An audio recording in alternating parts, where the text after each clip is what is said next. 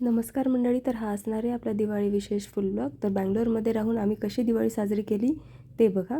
तर सर्वप्रथम आहे धनतेरस. आम्ही धनतेरसची साधी सिंपलशी अशी पूजा करून घेतली. आमच्याकडे धने आणि गूळ ह्याचाच नैवेद्याचा मान असतो. तुमच्याकडे काय असतं हे पण तुम्ही नक्की कळवा. पूजा संपन्न झाल्यानंतर आम्ही लागलो आमच्या फराळाच्या तयारीला.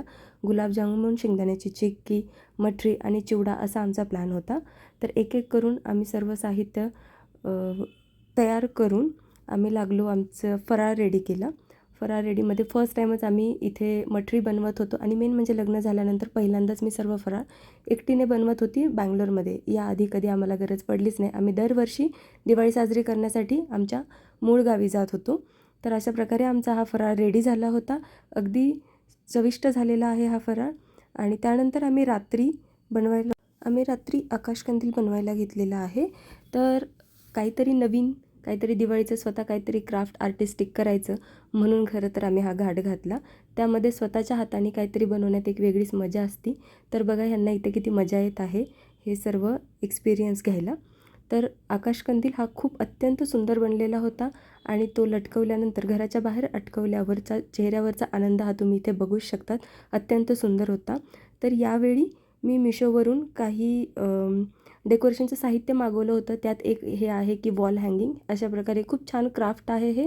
अत्यंत सुंदर क्वालिटीमध्ये आलेलं आहे. तुम्ही पण हे नक्की ऑर्डर करू शकता कधी भविष्यामध्ये. आणि दुसरं एक होतं की आपल्याला दिवे सजवण्यासाठीचं एक असं ताट आहे. तर हे जॉईंट केल्याच्यानंतर अत्यंत सुंदर दिसतं. तुम्ही नंतर पुढे माझ्या दिवाळी व्लॉगमध्ये किंवा फुल व्हिडिओमध्ये यापुढे बघू शकतात. नंतर आम्ही संध्याकाळी रांगोळीच्या तयारीला लागलो. ही अशी छोटीशी छान अशी रांगोळी बनवून घेतली होती आम्ही. आणि मी जे तुम्हाला बोललं आहे की ते फुलाचं ताट खूप सुंदर दिसतं, तर हे तुम्ही इथे बघू शकता. तर बंगलोरमध्ये खरं तर खूप पावसाचं वातावरण होतं इथे दिवाळीच्या दिवशी. त्यामुळे अत्यंत छोटीशी आणि साजेरी अशी रांगोळी बनवली आम्ही. त्यात यावेळी कसं नव्हे ते माझ्या हसबंडनी मला मदत केली. तुम्ही बघू शकतात कशी रांगोळी बनवत आहेत ते. मी फक्त बेसिक काढून पुढे गेली आणि नंतरनं त्यांना सुंदर असं रेखीव काम त्यांनीच केलेलं आहे. तर हे असं आमचं तोरण. दरवाजाला तोरण लावल्याशिवाय खरी दिवाळीची मजाच नसते. तर आम्ही हे तोरण बनवलं. फुले आणि तोरण घरी बनवून घेतलं, दरवाजाला अटकवलं आणि नंतर आम्ही आवरून छान असं लक्ष्मीपूजनाच्या तयारीला लागलो. तर पूजा मांडण्यासाठी सर्वप्रथम आम्ही इथे घट मांडला. घटाच्या खाली तांदूळ टाकून घेतले. घट मांडला. फोटोला हार घातला. त्यानंतर सुपारी, विडा आणि जे काही साहित्य असतं ते ठेवलं. एकमेकांना कुंकू लावून घेतलं. लक्ष्मीचं पूजन केलं. जे काही आपलं सोनं वगैरे आहे त्याचं पूजा केली. प्रसाद ठेवला आणि जी मानाची जी 5 दिवे असतात ते दिव्यामध्ये तेल आणि वात लावून असं चांगल्या प्रकारे आपण दिवे लावून घेतलेले आहेत. त्यानंतर धूप, दीप आपल्याकडे जे बोलतात की त्याचा वास दरवळला पाहिजे घरामध्ये लक्ष्मीपूजनाच्या दिवशी. तर तेच आम्ही आमच्या पद्धतीने करायचा प्रयत्न केलेला आहे. ही पूजा संपन्न झाल्यानंतर आम्ही आरती केली. आरती काही आमच्या दोघांनाही पाठ नव्हती, त्यामुळे खरं तर आम्ही आरती ही टी व्हीवरच लावली होती. तर तुम्ही बघू शकता आम्ही कशाप्रकारे आरती करून घेतलेली आहे ते. आणि त्यानंतरनं तुम्हाला व्हिडिओमध्ये पुढे बघायला भेटेलच की कशा प्रकारे आमची पूर्ण पूजा संपन्न झालेली आहे. थोडीशी समोर रांगोळी काढायची राहिली होती माझ्याकडून, तर मग ती रांगोळी काढून घेतली आहे. आणि आता तुम्ही पूर्ण आमच्या पूजा कशी दिसते ते नक्की आम्हाला कळवा.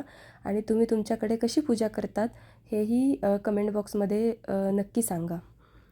यानंतर आम्ही दोघांनी असे थोडेसे काही फोटो काढून घेतलेले आहेत आणि घराबाहेर आणि घरामध्ये बाकीचे दिवे पेटवायला सुरुवात केली. तर हे असं छोटंसं साधंसं डेकोरेशन मी माझ्या हॉलमध्ये केलं होतं आणि बाहेर उंबरठ्यावर मी इथे दिवे लावण्यासाठी गेली होती. तर इथे बंगलोरमध्ये खूप जास्त हवा सुटल्यामुळे इथे बाहेर तर दिवे कुठलेही टिकतच नव्हते. तरी घरातले दिवे थोडेफार आम्ही लावण्याचा प्रयत्न केलेला आहे.